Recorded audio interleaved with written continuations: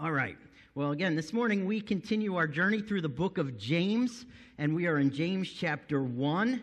And if you remember, last week we introduced James. James, the writer of this letter, is the half-brother of Jesus. And he's also a prominent leader in the church in Jerusalem, and this was the first book of the New Testament that was written, the earliest one that was written. It was written to this early church that was predominantly Jewish, and James is writing this letter with the purpose of crystallizing what genuine faith in Jesus is all about, and how true believers should look different than the rest of the world, or they should stand out in the real world and how they live their lives. So in this, James is kind of a practical guide to Christian living. And James, as we already saw this last week, and as we look forward to it, we'll see that James is pretty blunt. And he gets in your face to challenge you. So James is a very challenging book because he's going to hit places where we kind of don't think anybody else sees in our life, or places where we think we can kind of hide behind. And James is going to hit them and say, really, this is what real faith really means. So the first area that he talks about in that true believers, Christians should look different in our world, is the way that we go through trials. The way we go through these trials and challenges that really come to everybody. Everybody faces these, but those who belong to Jesus, those with genuine faith, face them in a much drastically different way. And that is that we see all of these trials, and no matter how bad they are, we consider going through them all joy. Again, they're not fun to go through trials, but we see God working through them. And so we respond with joy in these trials, resulting in stronger and more enduring faith.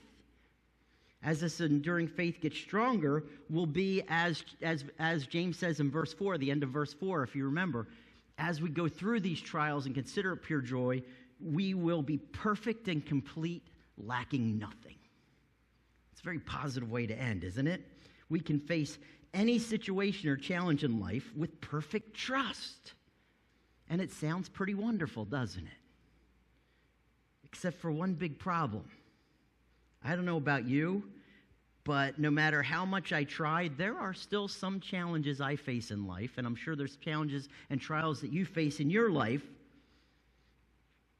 that are still going to be overwhelming, that we have trouble finding joy in the midst of them. Do you have any trials going on in your life like that? That it just seems a little bit too much, and you're just like, all right, James, I get this, but what about this goes a little bit beyond what you're talking about? And we all have trials like that. So it sounds nice, and we can say, yeah, I'm going to be perfect and complete, lacking nothing. But in reality, we're still going to struggle through this,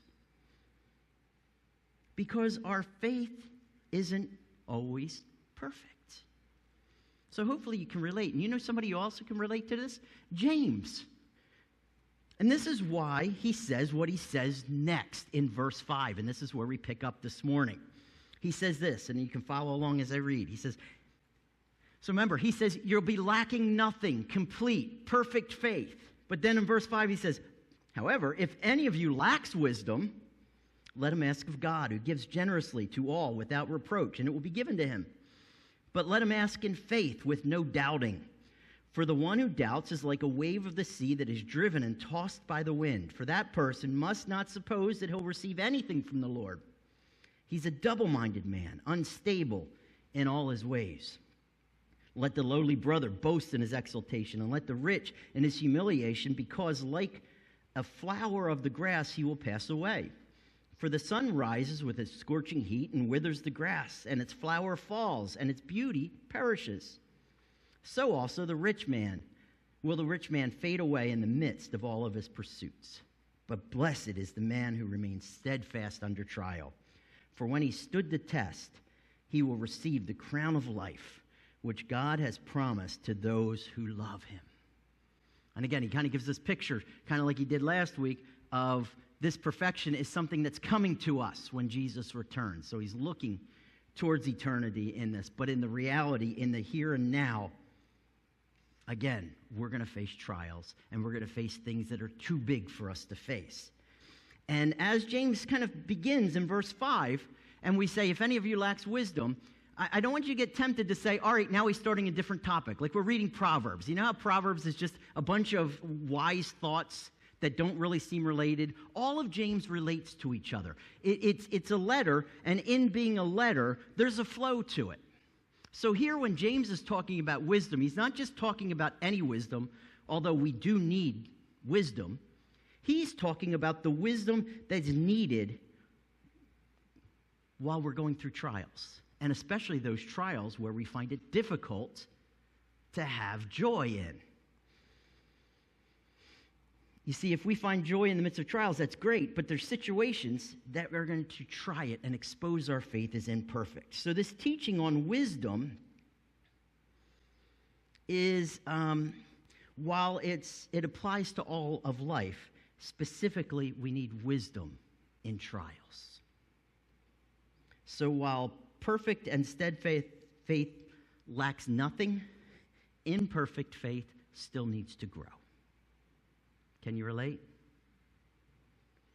Faith grows, and this imperfect faith, it grows runway through wisdom. And not just any wisdom. What he's talking about here with wisdom is he's talking about godly wisdom. The wisdom that comes from God. And wisdom is very different from knowledge. A lot of times we can sometimes use wisdom and knowledge interchangeably, but they're really vastly different. See, knowledge is about knowing stuff.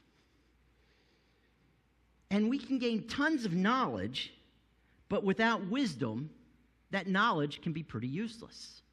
I'm sure you've known people that are very knowledgeable. I've known a lot of people where they have a lot of knowledge about facts and figures and dates and all of these things, yet they can't do their laundry. They don't know how to send an email, and they don't know how to deal with relationships. So while they have a lot of knowledge, they don't have a whole lot of, we call it street smarts or wisdom. And to James's audience, remember, these are new believers because the church is still very young. When they're thinking about what it means to be a true follower of God, remember, they're coming from Judaism. So they're looking at Judaism, and truly devout person was one with great knowledge. Knowledge of the Torah, knowledge of the many laws that are in the books, and countless rules and observances of Judaism. And so this is why James is kind of setting this and saying, it's not just about wisdom here. It's not just about knowing stuff like what you just left.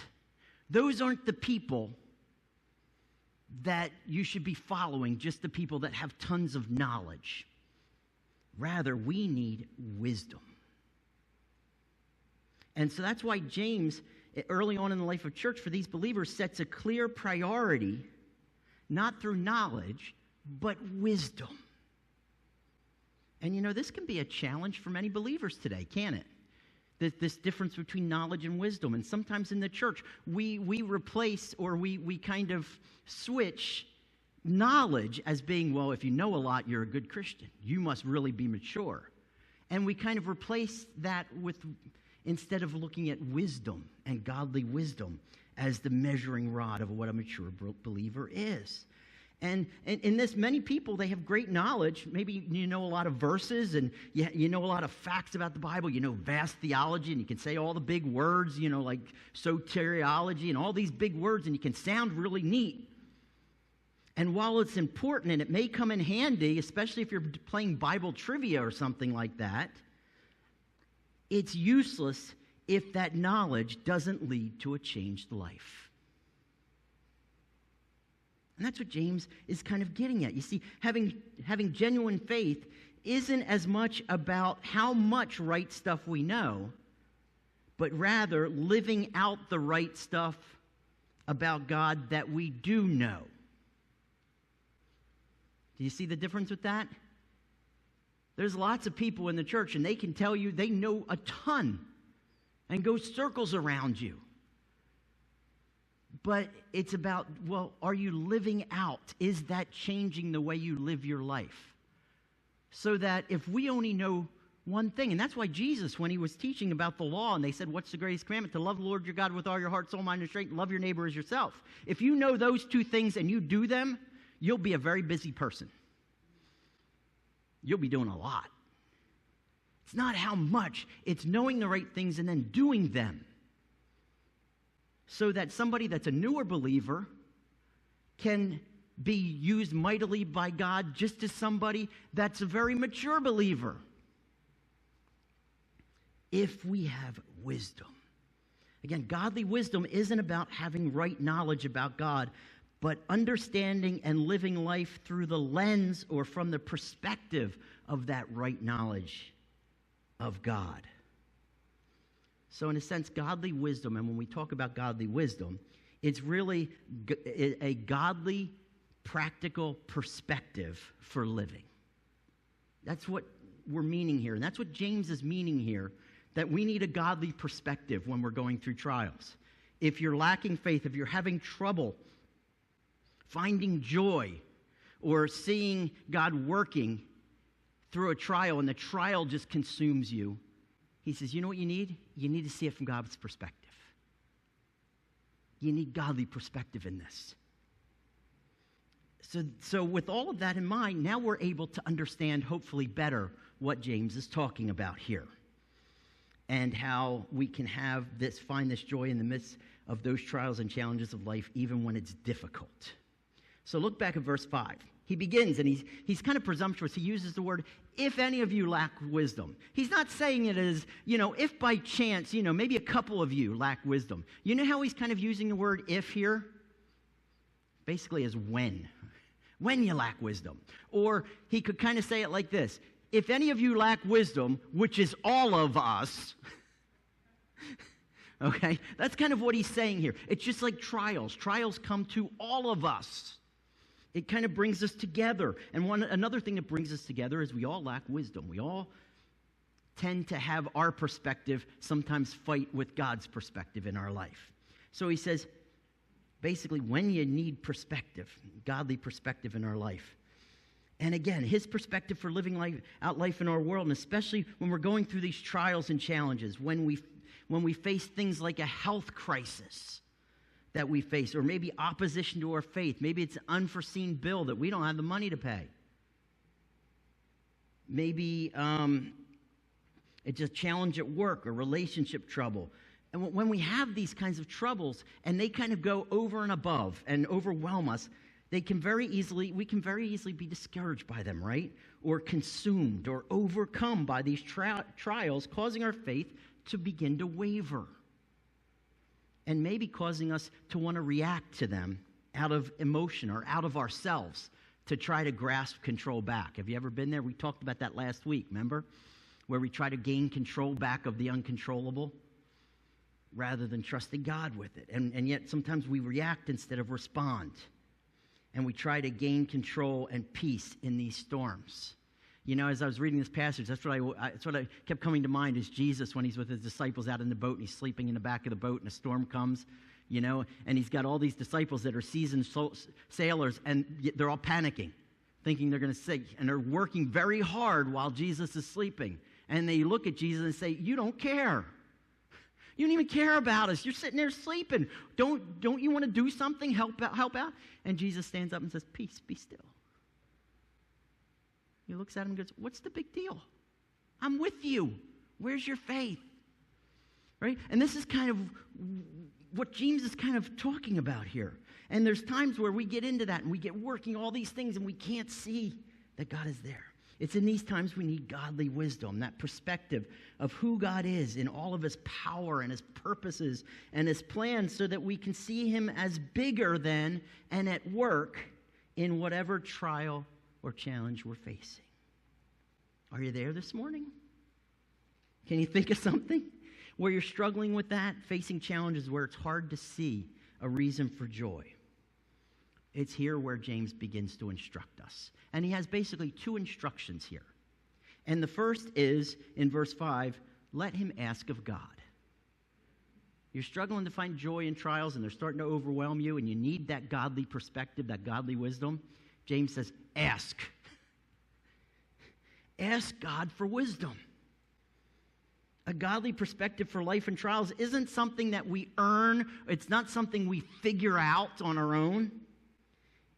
It's something that's freely given by God. And in this, God desires that we come and we ask him for wisdom. You know what that means when we're coming and asking God for wisdom? It means that we're admitting we're not the end-all be-all. We don't know everything. We don't have it all together. And we need him.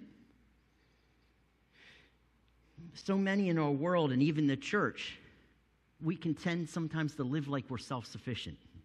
And we go through trials and we say, what do we usually say? I got this, right? I got it. And sometimes we can feel like that and that we're able to figure things out and overcome any challenge if we're just strong enough.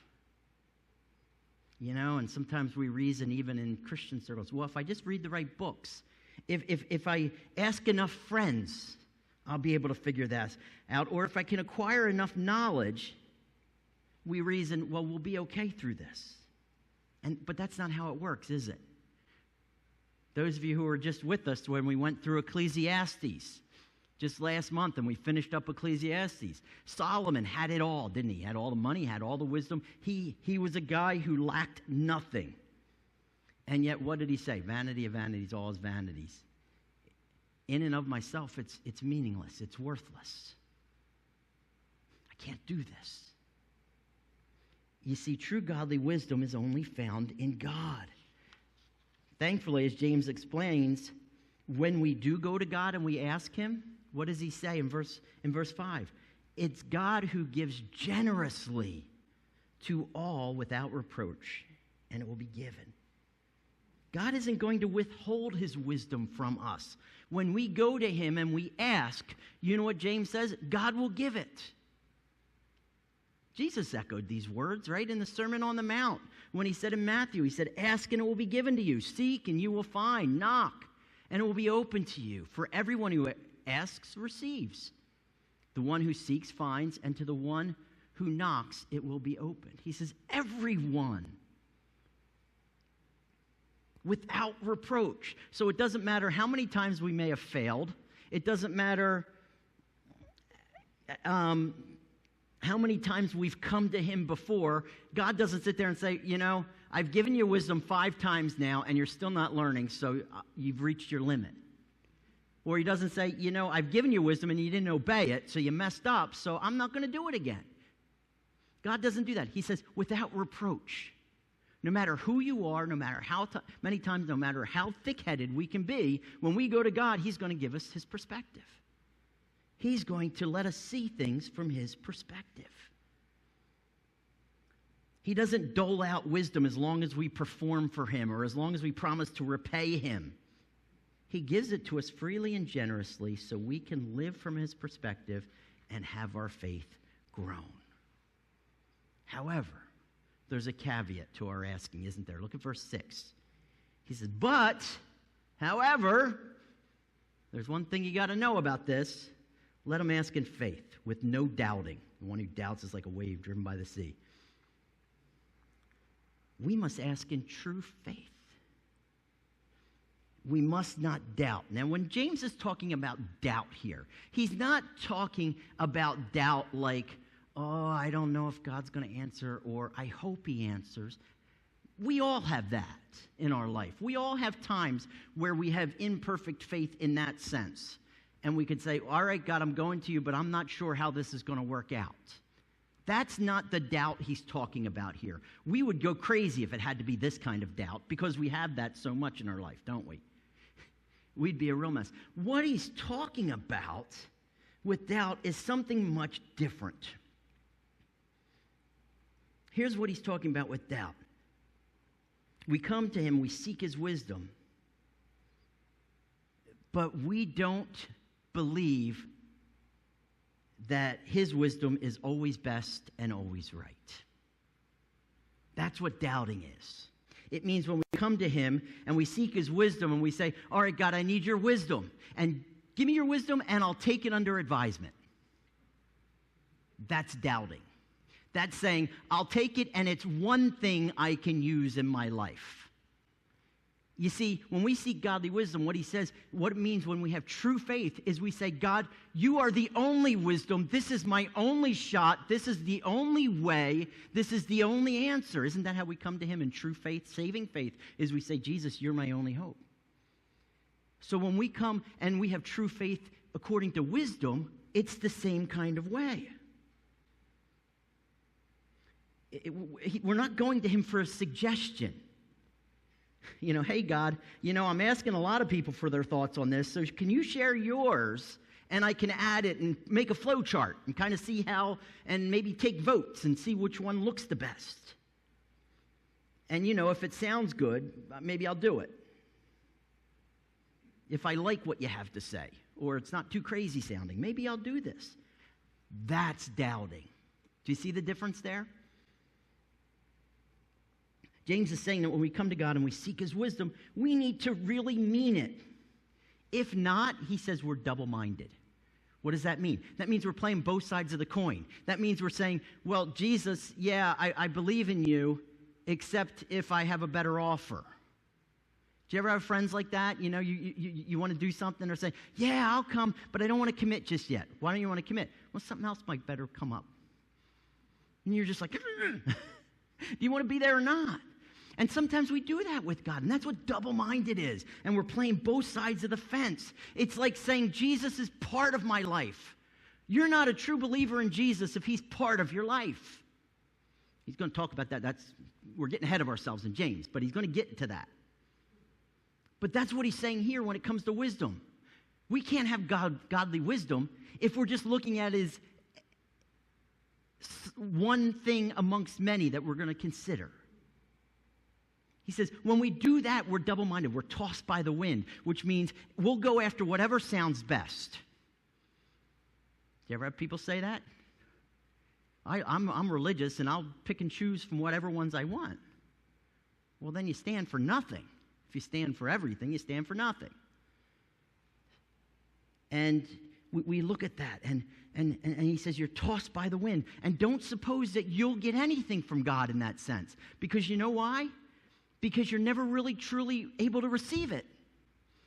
So don't expect that you'll get something from him, because you're looking at it all wrong. He says, when you want godly wisdom, we got to ask, and we got to say, it's almost a desperation and saying, all right, you're my only hope. Right? You're my only hope. You're the only answer. I believe you are the one who's going to get me through this, and I need your perspective and your perspective alone on this to get me through this. So this is what he's saying. Asking God for wisdom is like asking God for anything. If we come to him and we ask, we must actually trust him and trust that what he says and does is right and it's best. So if we're struggling through trials and we need to find purpose, joy, and meaning in these things, we start by asking him for wisdom. And he'll give it. And this perspective will help settle us, just like Jesus settling that storm. But then James continues. He's not done talking about trials, even though it sounds like he is, because then he turns and he starts talking about wealth and poverty, and you're like, oh, now he's getting social here and political and talking about No, he's talking about trials. Again, we need to see it through the context, and he's still talking about trials because verse 12 is where he closes the part about trials, right? And he says, so when we've done all these things, we withstand trials. So everything before that, from verse 2 to 12, is all about trials. So here he says, in verse 9, he says, and he continues, talking about these again. He's talking about trials and wisdom when it comes to the rich and the poor. He's saying whether rich or poor, we need to our focus and attention shouldn't be on whether we're rich or poor. It should be on God. So he says the lowly brother, the poor guy, you should boast in something good that happens, right? Maybe a windfall that happens, and be happy when you're blessed by God. And not say, wow, I must be pretty great. Rather, you're saying, thank you, God. That came out of nowhere. Thank you. This is only because of God. Have you ever been financially desperate and God sends an answer, and all of a sudden you're not like, wow, look what I was able to accomplish. No. When you're desperate like that and something happens, what do you say? Thanks, God. And that's what he says. So the lonely person, they get that. And they're not thinking it's about them. But then he says something troubling about the rich. And the rich should likewise exalt or boast in being brought low. Yeah, you're rich and you're wealthy and you're successful and something fails. And he says, you should exalt at that. The rich should exalt at that. Do you know why? Because you did nothing to deserve that, and you were doing everything right, and something happened. So you should say, I wonder how God's going to work here. Shouldn't be destroyed by losing, but you should be looking for God's hands in its working. And he's saying, so the rich, don't get hung up on your riches. Rather, when something happens and it's kind of out of the blue and it hurts, say, I wonder how God's working. Because all those riches, it's fleeting. God can take it away in a moment. That's the whole conversation he has about the flower fading and all of these things. So a rich man's wealth fades. And he's saying, this could happen any time. So don't pursue those things. Pursue God. The poor shouldn't think he did anything to have financial windfall. The rich shouldn't lose heart over a financial blow. There's something more important and bigger at play. You know what it is? God is working. So we can still rejoice. This is about going through good times and bad with godly wisdom. In other words, just as he says, we're to ask for godly wisdom, once we get godly wisdom, we need to apply godly wisdom to our life. We need to walk in it. That's what these guys are doing. They're in real life situations and something happens, and they sit there and say, all right, God, wonder what you're doing. I'm not going to get discouraged by this. Rather, I'm going to say, all right, God, I see you working, and I know you're working. So let's go. It's about seeing and trusting God in the midst of life.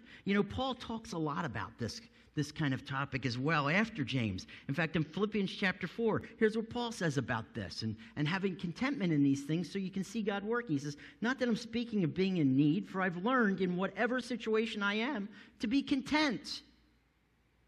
I know how to be brought low. I know how to abound.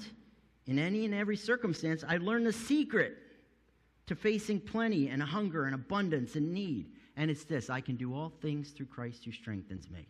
He's not saying I can do it. He's saying that God's going to work in me. And in whatever situation I'm in, he's going to work and continue to work. Isn't that applied godly wisdom? Yeah. And Paul could face anything, do all things through Christ. Gives him this wisdom and this perspective. In fact, he recounts a trial in one of his other letters about him coming to God. You remember in 1 Corinthians, he talks about this thorn in his side and said, God's given me a thorn in my side. Now, this could be a physical ailment. It could be a spiritual attack. We're not given what it is. We just know it's annoying and it's a pain. So much so that Paul says, and I've gone to God 3 times asking him to take it away and just say, I can't concentrate. I can't go on. I can't find joy in this. And here's how God answered me.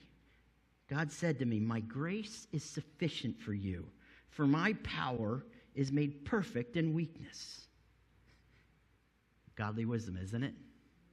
I got you. I'm bigger than this. Just stick with me. And here's how Paul applies that. Therefore, I will boast all the more gladly of my weakness. Rather than regretting this, rather than seeing it as a negative, now he's seeing it joy. Oh, count it all joy. I will boast all more gladly in my weakness, so that the power of Christ may rest upon me. For the sake of Christ, then, I am content with weakness, insults, hardships, persecutions, and calamities. For when I am weak, then I am strong. Pretty wild, isn't it? It's applied godly wisdom. And we can also apply godly wisdom in our own life when we live life or face situations or trial from God's perspective, trusting that he's working in and through any trial we're facing. So rather than worrying about what may happen or trying to control an outcome. Instead, we look for his leading. We look for opportunities to trust him and reflect him in the midst of a trial. You know what that means? It means you're going through a health crisis. Maybe you just got a horrible diagnosis. And instead of being floored by that, you say, all right, God, what are you going to have for me? Wow, I get to meet people that I would have never met before. And I get to tell them about you. That's pretty neat. You don't think that can happen? Eileen's on her way back from Disney World, but you can talk to Eileen about that. Because that's what she did all last year, didn't she? Through her cancer treatments. And you find joy in that. It may mean that as we're having a financial trial, we can reach out to others and not try to act like we're all that, but to receive help from people. And maybe through that, we get to meet some of our neighbors and rely on them, and we can help them rely on us so that we can love our neighbor as ourselves and introduce them to Jesus. And we go through some of these things alongside the rest of the world so that we can live in Christ and point to Christ through them. You see how that works? God always has a purpose and plan through everything he brings us, everything he allows in us, and he walks us through these things because he is always working. And armed with this godly wisdom, here's what we can remember about this whole passage if we sum it up in a sentence. It's this: we find joy even in the toughest of trials by seeing them from God's perspective. Going through a tough trial today? This is how you'll find joy in it. This is how you'll have godly joy, is when we see it from God's perspective. The only way we do that is ask it and apply it. So no matter what you're facing, true believers stand out in our world with joy because we face trials and challenges with godly wisdom. So where are you going to do that this week? What are you searching for? What are you going through? Where do you need godly wisdom? It all begins there, where we ask God. Let's pray.